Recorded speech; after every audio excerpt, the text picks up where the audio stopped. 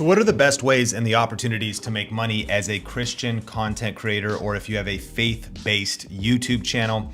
I've got 12 different ways that I want to talk about in this video, as well as talk about a few Bible verses and maybe the right mindset and approach. I think it's going to be pretty valuable, so let's dive in. You got to just press record. So a question came in from Barnabas Lawson, and he said, what is the best way to monetize a Christian channel? Books, courses, channel sponsorships, appeal for support? This could make a good video. Well, I agree. And so here we are making a video. Thanks so much for the question. And so let's dive into 12 ways to monetize a Christian or faith-based channel.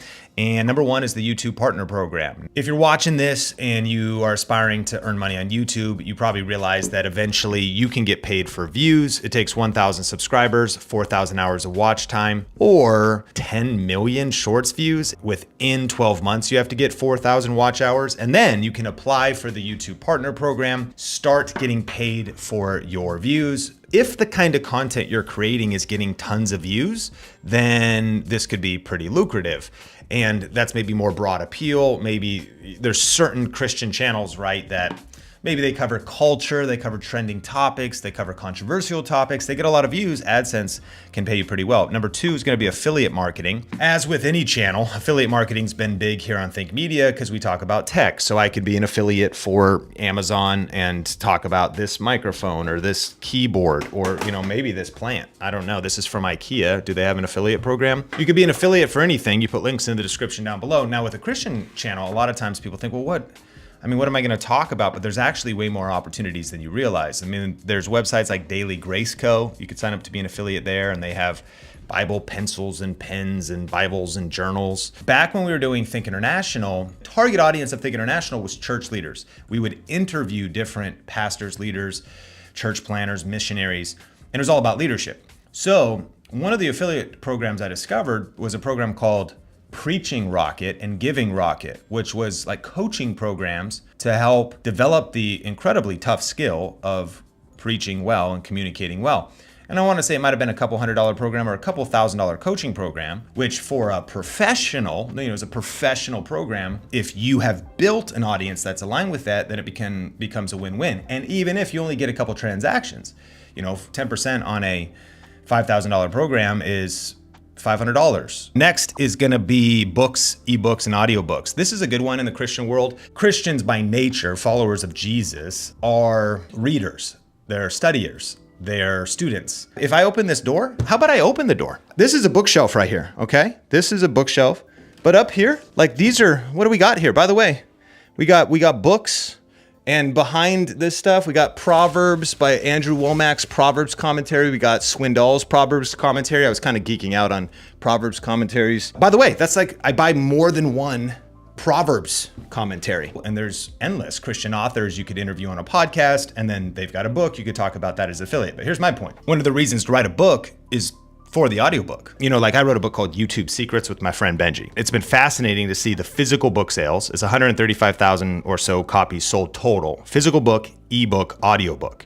But I want to say we've probably made 50, 60 grand off audiobook sales. So that's number three. Number four, physical products. Now, in the Christian world, number one, you could be anything. But number two, I think about Christina Patterson from Beloved Woman. She is a Bible teacher, and she is one of our Video Ranking Academy students. And she has done these journals over the years. Eventually, you might launch something physical like a journal. Depending on your vision, if you've ever walked through a Christian bookstore, there's lots of different things that have been turned into physical products. Number five, digital products.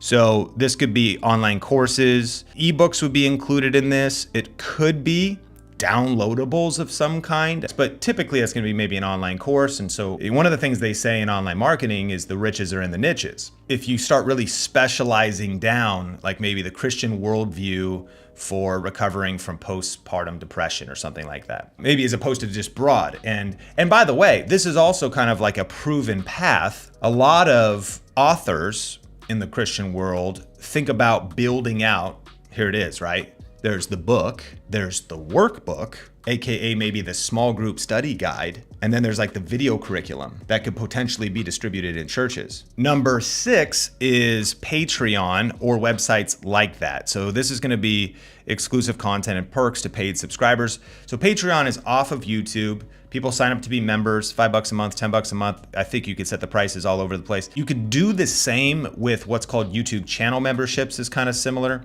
One of the biggest things you ought to think about is what percentage do they take? I think Patreon's percentage is 5 or 10%, depending on what level you're at, which is very generous because they're offering you all the technology. YouTube takes 30% of channel memberships, but again, they're offering you all the technology. Number 7 is merchandise, branded merchandise, like t-shirts, mugs, and accessories. One of the cool things that I've noticed in the Christian world lately is like merch has really evolved, like the clothing lines and apparel lines. So of course you could just try to build up a cool brand on your YouTube channel and slap it on a coffee mug, or something. Like I know some you might aspire to fashion, really aspire to design. You've got that Solomon wisdom. When the Queen of Sheba came by, she was like, wow, look at your table settings.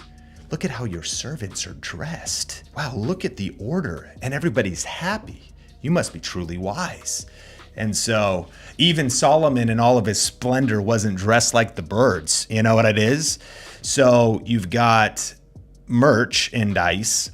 Number 8, sponsorships. You could partnership with any brand. If you've watched any amount of YouTube, you could be like, this video is brought to you by NordVPN. I mean, if you grow to a certain size, you get sponsored by just something that could work for anybody, but you also might better align with different brands. And by the way, I also sometimes think we're gonna have degrees of maybe how Christian our content is. I think there's kind of like different levels to it, right? In the sense of maybe you're kind of a family vlog channel and it's clear your faith comes through, but that's a little bit different than like I'm teaching the Bible or a Bible study channel or a theology channel. And so all that to say is the big key when it comes to sponsorships is like values alignment. Brands do want to align with creators that have similar values. All right, what else do we got? We got crowdfunding, platforms like Kickstarter and GoFundMe to fund special projects. Crowdfunding might be like a one-off. I want to create this new batch of videos. I want to create a documentary. I want to just get started. And maybe I want to expand, like maybe you really add value for 1 year, 2 year, 3 years, and people really love you. And instead of just you're like, hey, we need $20,000. Or we needed $100,000 because this year we want to create this content and we want to do this, and you've built trust, and so you raise it with crowdfunding. Number 10 is you could start a nonprofit. Now, that might not be your first step, but here's one of the reasons to do so, at least I could say here in America, is then you could actually give people proper giving tax write-offs. This is especially interesting for Christian content creators because Christians are already used to this. They're used to being able to give to their local church and give to things like missions or charities or 501c3s. Like beyond my wife and I's commitment to our local church, Think Media's commitment, our team, we support Compassion International. And I think right now we're supporting 101 kids through Compassion International, and we're always trying to raise the numbers. My wife may have just raised them. And that's like supporting on a monthly basis. But as a 501c3, that is a write-off of our charitable giving to that nonprofit. So depending on the scale and the vision of what it is you're trying to achieve, if you can qualify for that and get that all set up, then you could cast vision and collect donations in a little bit more of a professional charity way than just Patreon or things like that, which is going to be taxed different. Number 11 is going to be coaching. Now, this is an interesting one to think about because coaching is pretty expansive, but the big idea is you would be using your YouTube channel to get awareness, to add value, to give people a lot of free information, to transform as many lives as you can. But I think everyone watching this, you understand the power of working one-on-one with somebody or working in a group with somebody. Remember this, people like to learn from people with shared values and shared beliefs in this YouTube world, or in this online marketing world, or in entrepreneurship, or in business in general. A lot of times people that want to hire a coach, they want to hire somebody that might be teaching the same thing as everybody else, but the values are different, right? I don't want to follow this person over here who doesn't really align with me in terms of faith, family, and other things. I found this person over here, and they have the both things. There's the values alignment and the results I want to do coaching with them.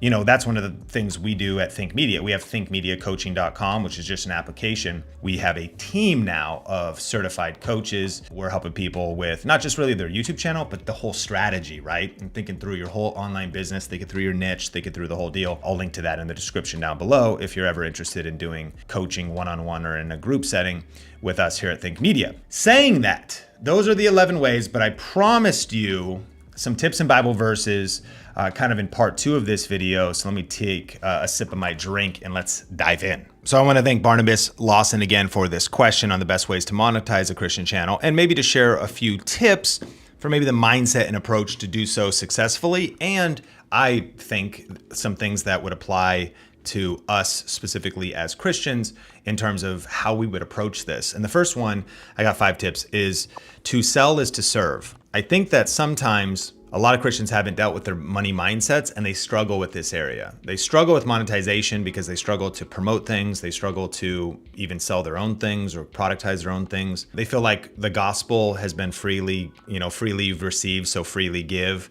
So shouldn't I just give all my stuff away free?